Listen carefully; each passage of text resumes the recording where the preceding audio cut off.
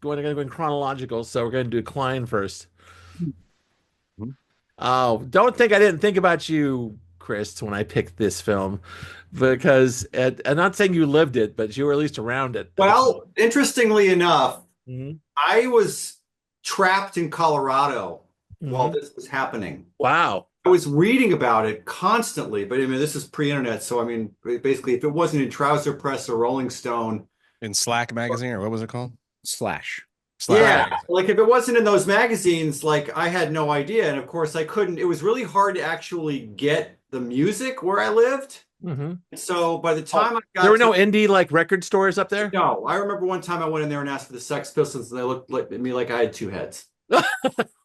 I mean, this is Durango, Colorado in 1980, 81. Oh yeah, Right. yeah, yeah, yeah. Colorado I, didn't get cool until no, like the No. mid 90s. You don't no, want you don't go buy George Jones, you're in trouble up there, this basically. this part of Colorado was definitely, I mean, like we would get movies 6 months after they were in theaters. Anyway, Uh-huh. so I finally get to Sonoma in March of 82, and I just went and like immediately, like straight to the record store to get all the records that I couldn't get in Colorado, which is most of these. Right.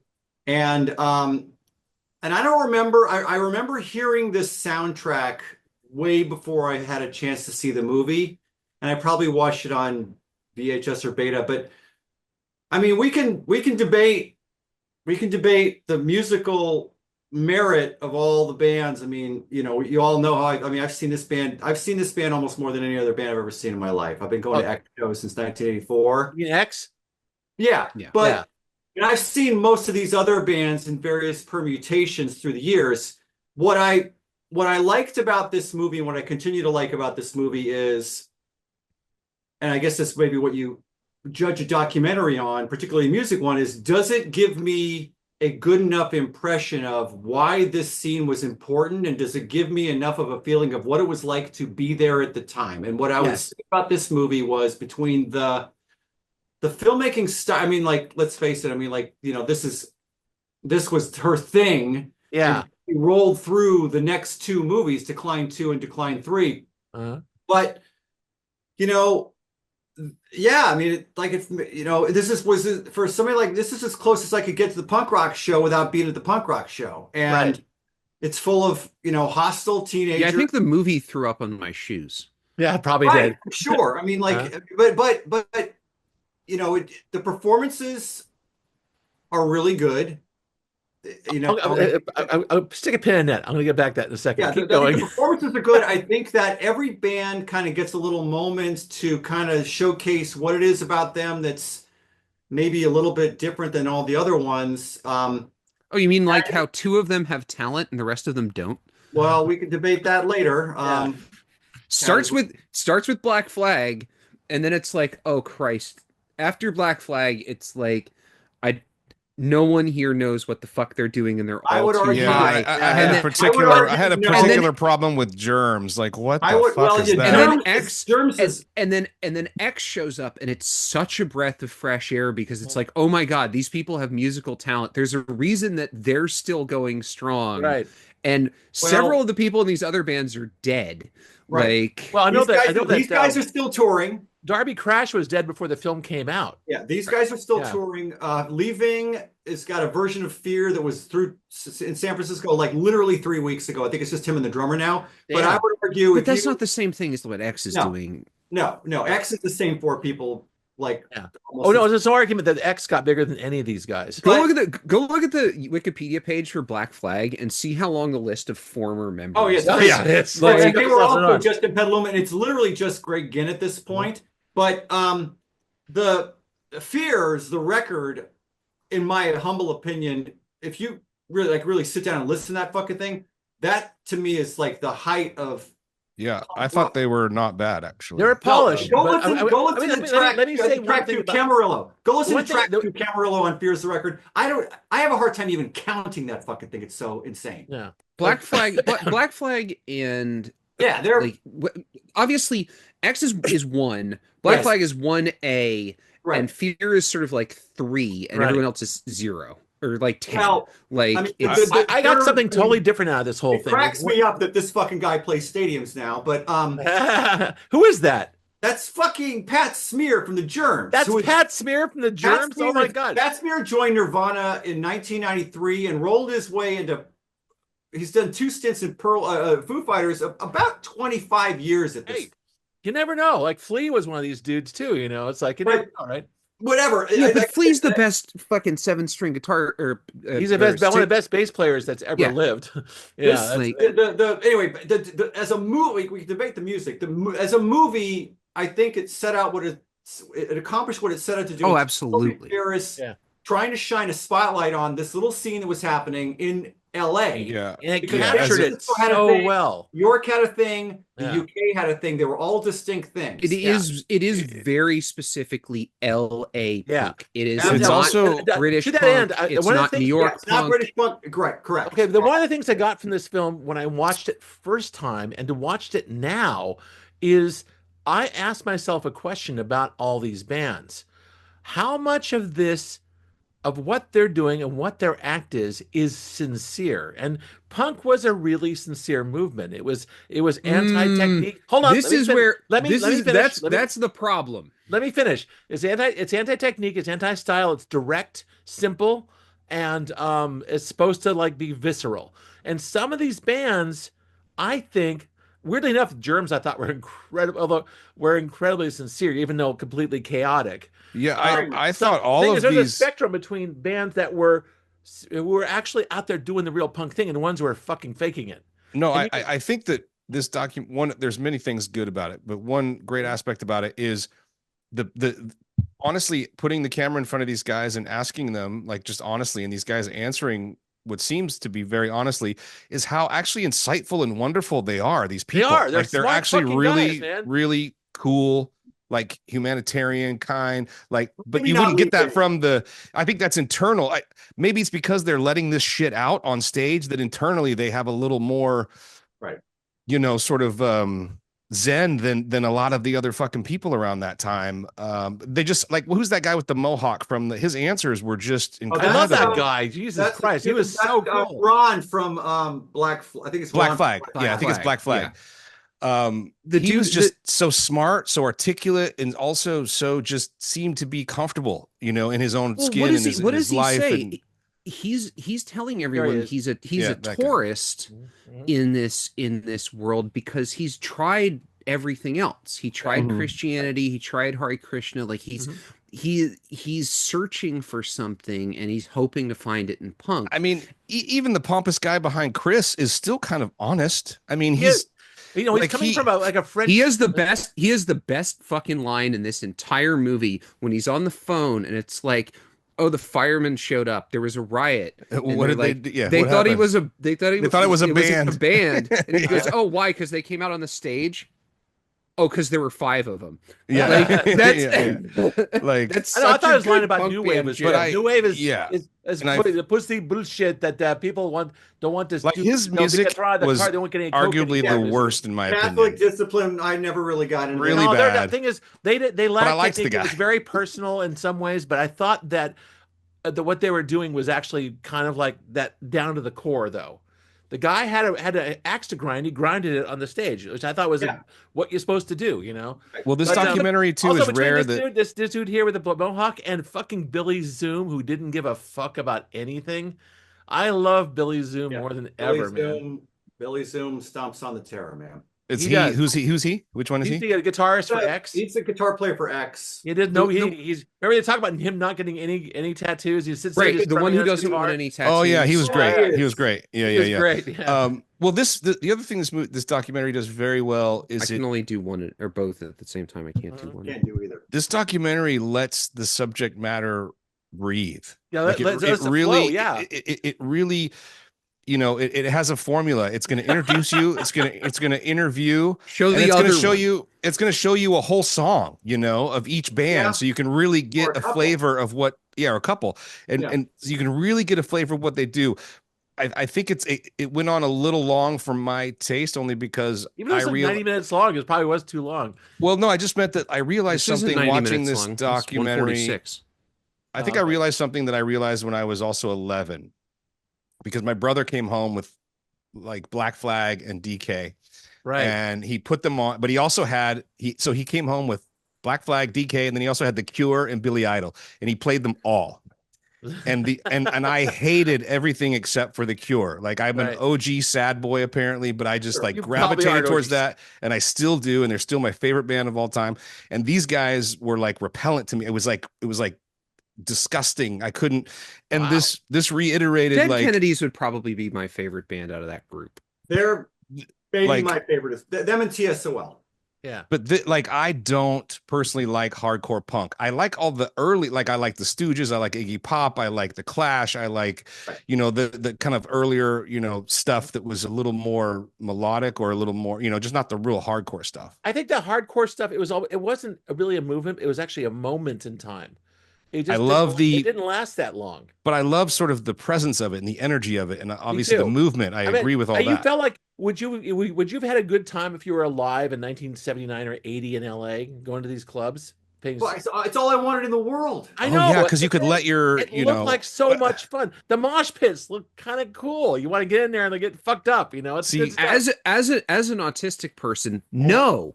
Because well, and I don't want to be standing in a grocery line close to somebody, let alone people groping me in a pit. No, Like, well, Tad and I missed this whole thing, obviously, in terms of age. I caught the But end I of it. remember being, you know, my rebellious teenager. I had a friend who was like listening to like Megadeth and Slayer and Metallica. And I liked some of that stuff, but my rebellion was like NWA and Eazy-E and fucking Ice Cube and DJ Quick and like So I the went that early rap. yeah, like I Yeah, was yeah. into like the really, really violent gangster rap. That was my sort of angst as a teen. Yeah. And so I would sit with my friend and we'd listen to, you know, like Slayer and NWA, you know, We'd like, yeah, I've been to, like, but I've you been to but you local also co- have I- but you have stuff like Body Count, which is a crossover between those. yeah, Body two Count was things. cool. I liked Ice-T. Yeah. I've been to a couple of Um, local punk shows in Santa Cruz when I was growing up because I knew the guys. I worked for them at the car wash. I worked them over at the theater. They actually had bands, and you got to come out to see us over at the fucking drive-in. So I go over there and Yeah. get basically physically assaulted in the the Yeah. mosh pit. I was a small kid. I would have been But it wasn't. creamed I in didn't these see acts places. like this. dude. I saw X. I saw the many years and years ago. I saw a couple of these things. Not like Chris, who's seen them 45,000 times, but I try to connect to this because I was in Northern California. This is Southern California. This Mhm. was oddly exotic. I thought it's like there's part of this is also showbiz, and you can't get around Sure. that. Hmm. Yeah. Well, And, let's like, we haven't but got like- there yet, but It doesn't feel that way to me. what I liked about this movie as well is so you got a female filmmaker, but despite the blatant homophobia, misogyny coming out of people's mouths, Hold that thought. and racism. Mhm. Everything. half of these bands have girls in them.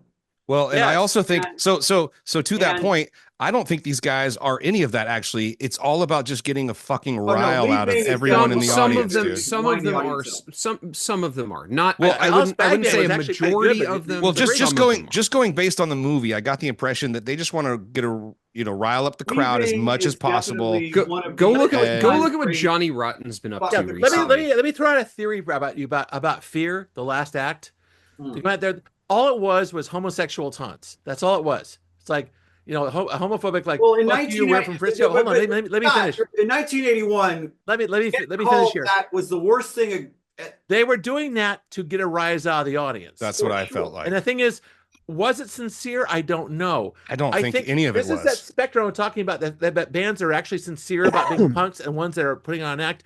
You look at Fear, the perfect hair, the expensive amps, everything really polished. They knew how to I've got play the money fuck- in my pocket to give you. Yes, Mhm. yes. What- These guys, that was See, I of don't- these I don't bands think that were there's- that was the biggest act of all. See, I What don't is think they're Black- what sincere is- in their hatred. They're sincere in committing to the bit, as Chris always Yes. puts it. Absolutely. They L- are. that's very They LA. want That's to. extremely commit to the bit. So I think if you got them home and you're like, "What do you think about black people?" They'd be like, "My best friend next door is black." What do you think about Yeah. gays? My cousin is gay. Yeah, But yeah. on the stage, they're going to be like, they're going to say whatever they can, Yeah. and that's because that's the persona. Pretty Yeah. sure they got chucked off SNL when they played SNL. I mean, like they were like. I But mean, that was part of the what- act what do too. you think? Maybe we don't know. Yeah, but so did Sinead O'Connor. Sure. Um, But leaving in 1981 was the world class shit disturber. I'm going to fuck with the audience the second I get on the stage. But was it? But Absolutely. the thing is, Yeah. there's a question for you, Chris. Was this sincere or was it calculated?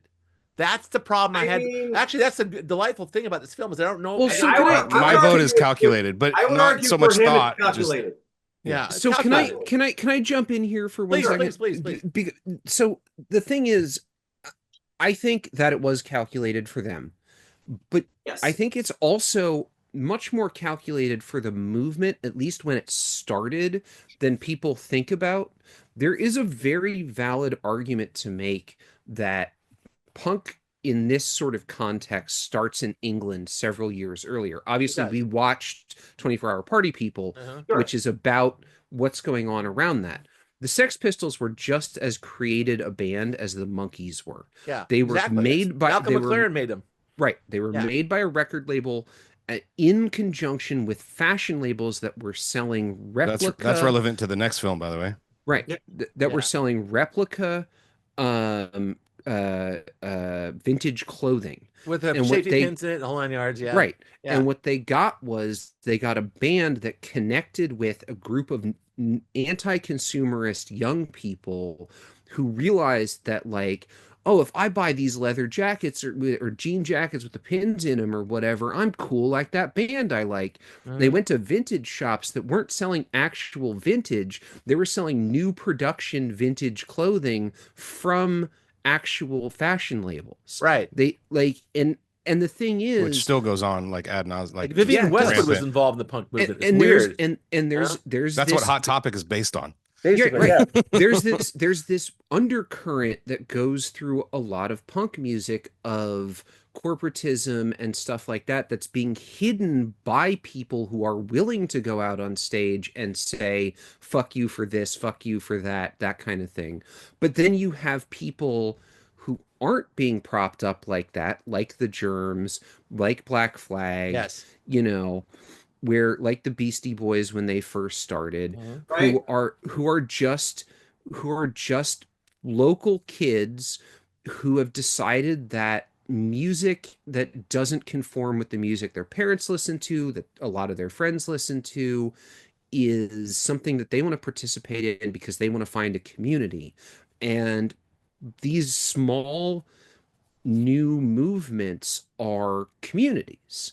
And the the guy from Slash magazine, there's that point where they're interviewing the editorial staff and he's like, I've been involved in too many youth movements, like, and he's the guy who can kind of see the 1,000-foot view Line. of it, which is like, this is just another one of these that's going to come through, it's going to get corporatized, it's going to move on, and it's going to leave a lot of bodies in its wake. Right. And like, he's kind of coasting along on top of that, being able to make money as a journalist.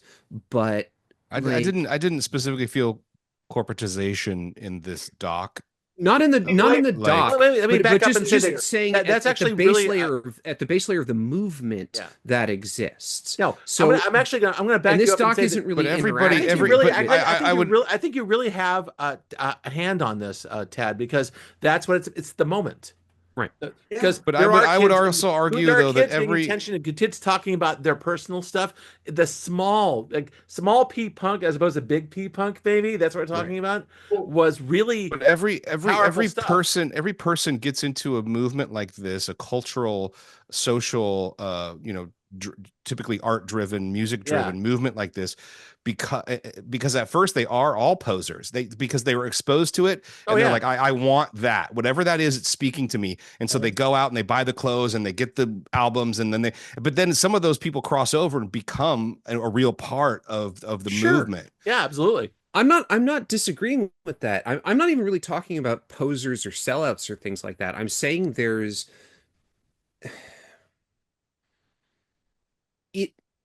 it never got away from the people who created it because they were mostly still able to make money from it for as long as it lasted. Right.